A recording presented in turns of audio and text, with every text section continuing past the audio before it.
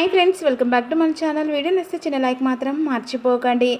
సుమతి అలా డ్రెస్ కుడుతూ ఉంటుంది. ఏంటి టీచర్ ఇంకా పడుకోలేదా, బట్టలు కుడుతున్నారా, నేను హెల్ప్ చేస్తా లేవండి అని చెప్పేసి సీత అంటుండగా, ఇది నా డ్రెస్ కాదమ్మా, నీ భరతనాట్యం డ్రెస్ అని చెప్పేసి సుమతి అంటుంది. నా చేతులతో నీ భరతనాట్యం డ్రెస్ కుట్టాలని అనుకున్నాను, ఇదిగో కాస్త వరకు పూర్తయింది, ఇది మాత్రమే ఉంది అని చెప్పేసి సుమతి అంటుండగా, ఎప్పుడు తయారు చేశారు టీచర్ అని చెప్పేసి ఎమోషనల్గా అడుగుతూ ఉంటుంది సీత. అందరూ పడుకున్న తర్వాత రోజంతా కుట్టాను, ఈరోజు పూర్తయింది. సరే కానీ కలర్ బాగుందా అని చెప్పేసి సుమతి సీతను అడుగుతుండగా, చాలా బాగుంది టీచర్ అని చెప్పేసి సీత అంటుంది. సీత ఆ డ్రెస్ పట్టుకొని ఎమోషన్ అవుతుండగా సుమతి చూసి, బాధపడుతున్నావేంటి సీత అని చెప్పేసి అంటుండగా అలా కాళ్ళు మొక్కుతూ ఉంటుంది సుమతి. పైకిలే, ఎందుకు బాధపడుతున్నావు సీత అని చెప్పేసి సుమతి అడుగుతుండగా, ఇది బాధ కాదు టీచర్, చాలా సంతోషకరం. నేను మీకు ఏమవుతాను టీచర్, గుళ్ళో దేవతలాగా కనిపించారు, అడగగానే ఇంటికి వచ్చారు, నన్ను మామను చాలా చక్కగా ప్రేమగా చూసుకుంటున్నారు, నాకు డాన్స్ నేర్పిస్తున్నారు, ఇప్పుడు ఇలా డ్రెస్ కూడా కుట్టారు, నీకు నాకు ఏ బంధం ఉంది టీచర్ అని చెప్పేసి సీత ఎమోషనల్గా అడుగుతుండగా, ఏ బంధం లేనిది కలవరు సీత, నాకు నీకు ఏదో బంధం ఉంది, అందుకనే ఇలా దగ్గర ఏమని చెప్పేసి సుమతి అంటుంది. మా కోసం మీరు చాలా కష్టపడుతున్నారు టీచర్ అని చెప్పేసి ఈ విధంగా సీత బాధపడుతుండగా, ఇందులో నా స్వార్థం కూడా ఉంది సీత అని చెప్పేసి సుమతి అంటుండగా, మీకు స్వార్థమా అని చెప్పేసి సీత అడుగుతుంది. దాని పేరు సంతృప్తి, మీకు చేసే సాయం నాకు సంతోషాన్ని ఇస్తుంది అని చెప్పేసి సుమతి అంటుంది. మీకు తెలియకుండా మాకు ఎన్నో హెల్ప్ చేశారు, చాలా సంతోషంగా ఉంది, ఇక మిమ్మల్ని చూస్తుంటే అసలు ఏదో తెలియని బంధం అనిపిస్తుంది, అసలు ఏ బంధమో అర్థం కావట్లేదు, నన్ను కన్న మా అమ్మలా, అంతేకాకుండా నేను చూడని మా అత్తలా అనిపిస్తున్నారు. ఆ సుమతి అత్తయ్య ఇలాగే బ్రతుకుంటే ఇలాగే నన్ను ఎంకరేజ్ చేసేది, ఇక నా డ్యాన్స్ కూడా హెల్ప్ చేస్తూ ఉండేది, నా కన్నీళ్ళు తుడిచేది, సహాయం చేసేది అని చెప్పేసి సీత బాధపడుతుండగా, పోనీ సుమతిని అనుకో అని చెప్పేసి సుమతి అంటుండగా, మా అత్తమ్మ పంపించిన దేవత మీరు, మీ రుణం తీర్చుకోలేను అని చెప్పేసి అలా మొక్కుతుండగా, గురు శిష్యుల మధ్య ఇది అవసరం లేదు, ప్రేమ అనుబంధం ఉంటే చాలు, అవును రేపే కదా డ్యాన్స్ ప్రోగ్రామ్ అని చెప్పేసి సుమతి అడుగుతూ ఉంటుంది. హాయిగా నిద్రపో సీత అని చెప్పేసి కుట్టిన డ్రెస్ సీతకి ఇస్తుంది. సీతక్క నుంచి డ్రెస్ తీసుకొని వెళ్ళిన తర్వాత, నేను మీ మేనత్తనే, మీ సుమతి అత్తయ్యని, నీ నోటి నిండా ముద్దుగా పిలిచే మీ అత్తమ్మని అని చెప్పేసి సుమతి అనుకుంటుంది. త్వరలోనే నేను మేనత్తనని చెప్పే రోజు కూడా ఉంది అని చెప్పేసి సుమతి అనుకుంటూ ఉంటుంది. ఇలా తెల్లారిపోతుంది. ఇక మరోవైపు రాజ్యం ఇలా సెక్యూరిటీ గార్డ్ అనుకుంటూ ఉంటారు, ఎవరు గెలుస్తారు ఈ పోటీలలో అని చెప్పేసి అనుకుంటుండగా, నాకు మాత్రం సీత గెలవాలని ఉంది, ఎందుకంటే మధు మీద ఇంట్లో నుంచి వెళ్ళిపోతుంది కదా అని చెప్పేసి రాజ్యం అంటుంది. కలకాలం సీతమ్మ రామ్ కలిసి ఉండాలని చెప్పేసి సాంబా ఈ విధంగా అంటూ ఉంటాడు. నటరాజ స్వామి దగ్గరికి మరోవైపు మహాలక్ష్మి, అర్చన అందరు కలిసి కుంకుమ పూలు అన్ని తీసుకొని వస్తూ ఉంటారు. ఆ కుంకుమలో కాస్త కారం కలిపి మహాలక్ష్మి ప్లేట్ తీసుకొచ్చి నటరాజ విగ్రహం దగ్గర పెడుతుంది. సాంబా, రాజం ఈ విధంగా అనుకుంటూ ఉంటారు, ఆ పనులు మనతో చేయించకుండా వాళ్ళు చేసుకుంటున్నారేంటి అని చెప్పేసి ఇక రాజ్యం అడుగుతుండగా, ఎంతైనా వాళ్ళ పిల్లల పోటీలు కదా, మనం పని వాళ్ళం కదా, మనతో చేయించుకోవడం ఇష్టం లేదనుకుంటాను అని చెప్పేసి సాంబా అంటాడు. అర్చన, మహాలక్ష్మి విధంగా అనుకుంటూ ఉంటారు. అందరు ఇది కుంకుమ అనుకుంటారు, కారం అని ఎవరికి డౌట్ రాదని చెప్పేసి మహా అర్చనతో అంటుండగా, అవును మహా, ఇక మన పిల్లల చేతిలో సీత ఓడిపోతే సరే, ఒకవేళ సీత గెలిచే పరిస్థితి వస్తే ఇక సీత కళ్ళల్లో ఆ కారం కొట్టడమే అని చెప్పేసి అర్చన అంటుంది. ఎలాగో సీత ప్రీతి ఉషలో వాళ్ళ చేతిలో ఓడిపోతుంది కదా, కారం కొట్టి ఏడిపించడం ఎందుకు అని చెప్పేసి గిరి జన అనుకుంటూ ఉంటారు. సీత ఓడిపోతే మాత్రం దాని నాన్నమ్మ, దాని అమ్మ అందరు కలిసి ఏడుస్తూ ఉంటారు అని చెప్పేసి మహాలక్ష్మి అనుకుంటూ ఉంటుంది. శివకృష్ణ వాళ్ళు అనుకుంటూ ఉంటారు, ఈరోజు మహాలక్ష్మి వాంట్లో సీత డ్యాన్స్ పోటీ జరగబోతుంది, సీత గెలిస్తే మధుమిత ఇంటికి వస్తుంది, సీత ఓడిపోతే మాత్రం ఇక రామ్తో శాశ్వతంగా బంధాన్ని తెంచుకొని పుట్టింటికి రావాల్సిందే అని చెప్పేసి శివకృష్ణ అంటాడు. సీత తప్పకుంటే బాగుండేది, సీత ఓడిపోతే ఎలా అని చెప్పేసి బాధపడుతుండగా మీరు అక్కడున్నప్పుడే ప్రయోజనం ఉండాలి, ఇక సీత తప్పుకోనని చెప్పేసింది కదా అని చెప్పేసి బామ్మ అంటుంది. లేక మధునైనా బలవంతంగా ఇక్కడ తీసుకొచ్చేది ఉంటే ఈ పరిస్థితి ఇంత దాకా వచ్చేది కాదు కదా అని చెప్పేసి బామ్మ అంటుంది. మధుమిత ఇక్కడికి రాలేదు.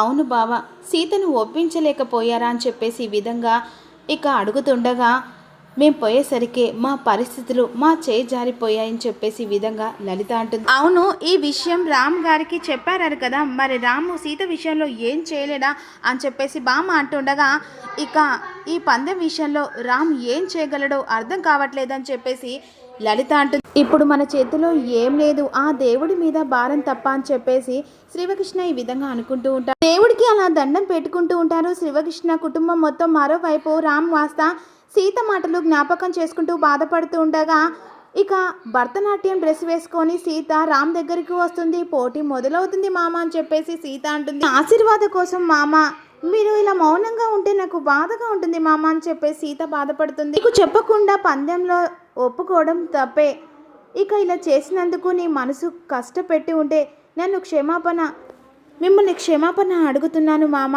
అని చెప్పేసి సీత అంటుంది. నేను ఈ పోటీ ఒప్పుకున్నది మా అక్క జీవితాన్ని బాగు చేద్దామనే తప్ప వేరే ఉద్దేశం ఏం లేదు మామ అని చెప్పేసి సీత అంటుంది. దయచేసి మాట్లాడు మామ, ధైర్యాన్ని ఇవ్వు మామ అని చెప్పేసి అంటుండగా ఈ పోటీలో గెలుస్తావని గ్యారెంటీ ఏముంది అని చెప్పేసి రామంట. నన్ను ప్రాణంగా ప్రేమించే నువ్వున్నావు, మీ చెల్లెలు కాదని నా వైపు నువ్వున్నావు మామ. నేను గెలవడానికి స్ఫూర్తినిచ్చావు.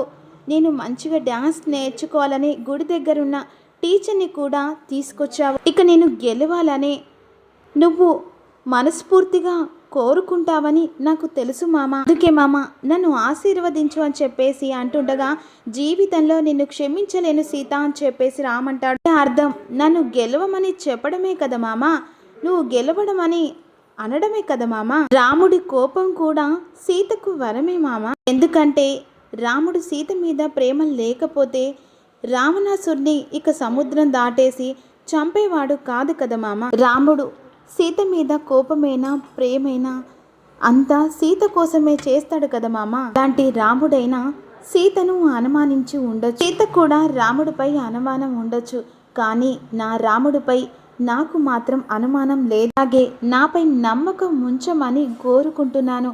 ఒక్కటి గుర్తు పెట్టుకో మామ, ఈ సీత ప్రాణమైన వదులుతుంది కానీ రాముణ్ణి మాత్రం విడిచిపెట్టదు. ఈ మీద ఒట్టేసి చెప్తున్నాను మామ, నేనే గెలుస్తాను.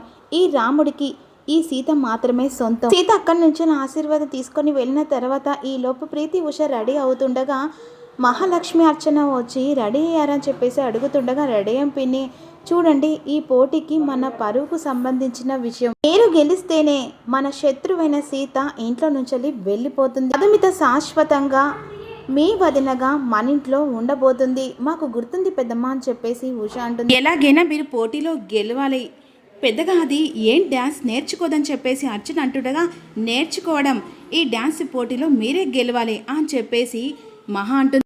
మీరు డ్యాన్స్ మీదే ఫోకస్ చేయండి, అంతేకాకుండా ఈ కారం విషయం మన నలుగురి మధ్యలో మాత్రమే ఉండాలి, తప్పనిసరిగా దాన్ని వాడే టైం మాత్రమే యూజ్ చేయాలి అని చెప్పేసి మహా చెప్తూ ఉండగా దాని విషయం మర్చిపోతాం, అది అక్కడ ఉన్నట్టుగా ఇక ఆలోచించం పిన్ని అని చెప్పేసి ప్రీతి ఉష అంటారు. దాన్ని పట్టించుకోరు, మీరు చెప్పినట్టే లాస్ట్ ఆప్షన్గా దాన్ని వాడతాం అని చెప్పేసి ఈ విధంగా ఉష అంటూ ఉంటుంది. ఇప్పుడు మధు విని దేన్ని వాడతారని చెప్పేసి అడుగుతుండగా అందరూ షాక్ అయిపోతారు. అది వదిన అని చెప్పేసి అంటుండగా అప్పుడు వెంటనే అర్చన పర్ఫార్మెన్స్ గురించి మధు అని చెప్పేసి మాట మారుస్తుంది. గురించి మాట్లాడుకుంటున్న మధు, నిన్ను పర్మనెంట్గా మా ఇంట్లో ఉంచేసిన గురించి ఆలోచిస్తున్నాం, నువ్వు ఉంటే మాకు చాలా హ్యాపీ మధు, అంతా మీ అభిమానం అండి, మీ ప్రేమ చూస్తుంటే అని చెప్పేసి మధు అంటుండగా చెప్పాక అక్కడ ఆగిపోయావేటి మధు, చెప్పు అని చెప్పేసి మహా అడుగుతుంది. మాట చెప్పాలనో వద్దో నాకు తెలియదు, కానీ ముందే నేను ఇంటికి కోడలుగా వచ్చుంటే బాగుండేదో అనిపిస్తుంది అని చెప్పేసి మధు మనసులో మాట చెప్పేస్తుంది. ఈ నోటి నుంచి ఈ మాట కోసమే ఎదురు చూస్తున్నాం, కాస్త లేట్ అయినా సరే జరగబోయేది అదే మధు అని చెప్పేసి మహా అంటుంది. పోటీలో ఓడి సీత ఈ ఇంటి నుంచి బయటికి వెళ్తుంది, నువ్వు ఈ ఇంటి కోడలు అవుతావు అని చెప్పేసి మహా అంటుంది. సీత నా మాటలు గుర్తు చేసుకుంటూ బాధపడుతుండగా సుమతి వచ్చి ఇంతసేపు బాగుండి ఇప్పుడు డల్లుగా ఉన్నావేంటి పోటీ సమయానికి అని చెప్పేసి సుమతి అడుగుతూ ఉంటుంది. మామ కోపం ఇంకా తగ్గలే టీచర్, అలా ఉంటే ఎలా డాన్స్ చేయగలను అని చెప్పేసి సీత అంటుండగా ఈ టైంలో ఈ మాటలేంటి సీత అని చెప్పేసి రేవతి అంటుంది. మనసులో పెట్టుకొని ఓడిపోతే చాలా అనర్థం జరిగిపోతుంది. అయినా రామ్ మీద నీకు ప్రేమ మాత్రమే కానీ కోపం కాదని తెలుసు కదా సీత అని చెప్పేసి సుమతి అంటుంది. కానీ నన్ను ఆశీర్వదించలేదు, నేను పోటీలో ఓడిపోతానని ఆయన బాధపడుతున్నా టీచర్. మరి రామ్కు నచ్చేదెలా, నేను గెలుస్తానని ఒక్క మాట చెప్తే చాలు అని చెప్పేసి సీత అంటుండగా అసలు ఈ పోటీలలో పార్టిసిపేట్ చేయడమే రామ్కు నచ్చలేదు బాబాయ్ అని చెప్పేసి సీత ఈ విధంగా చలపతికి చెప్తుంది. రామ్కి తెలియకుండా పందెం కాయడం నచ్చుతుందా, పోటీ జరిగిన తర్వాతే చెప్తే బాగుండేది కదా అని చెప్పేసి రేవతి అంటే మీద కోపం కాదు సీత, నువ్వు ఎక్కడ దూరం అవుతావని రామ్ భయం, నువ్వు రామ్ని వదిలేసి ఉండగలవా అని చెప్పేసి చలపతి అడుగుతా. అసద్దం బాబాయ్ అని చెప్పేసి అంటుండగా అంటే నువ్వు పోటీలో గెలవాలి కదా, గెలిచినప్పుడే కదా రామ్తో నువ్వు ఉంటావు అని చెప్పేసి రేవతి అంటూ పోటీలో గెలవాలంటే ఇలా డల్లుగా ఉండకూడదు, నువ్వు గెలిస్తే మీ అక్క వెళ్ళిపోతుంది, టీచర్ నేర్పించిన ప్రాక్టీస్ నువ్వు జ్ఞాపకం ఉంచుకో అని చెప్పేసి రేవతి చలపతి చెప్తూ ఉంటారు. తీసుకున్న నిర్ణయమే సరైంది అని చెప్పేసి అలా చేపట్టుకొని తీసుకొని వస్తుంది. తర్వాత జన విధంగా అనుకుంటూ ఉంటారు, న్యాయ నిర్ణేతలు ఎవరు, తీర్పు సస్పష్టంగా ఉండాలి కదా. అప్పుడు సుమతి నిలబడి జడ్జిగా నేనుంటాను, నటరాజు మీద ప్రమాణం చేసి పక్షపాతంగానే తీర్పు చెప్తాను అని చెప్పేసి సుమతి మాటలు విని ఒక్కసారిగా మహాలక్ష్మి షాక్ అయిపోతుంది. అది నేనెలా నమ్మగలను, ఇక మా మువ్వ హాసన్ జడ్జిగా ఉంటారని చెప్పేసి అంటుండగా అవును మా మువ్వ హాసన్ తాగపోతేనా ఇక పక్షపాతం లేకుండా జడ్జి తీర్పు ఇవ్వగలరు అని చెప్పేసి అంటారు. మరి ఈ పక్షపాతంలో నిర్ణయించబడింది ఎవరనే అప్కమింగ్లో తెలుసుకో.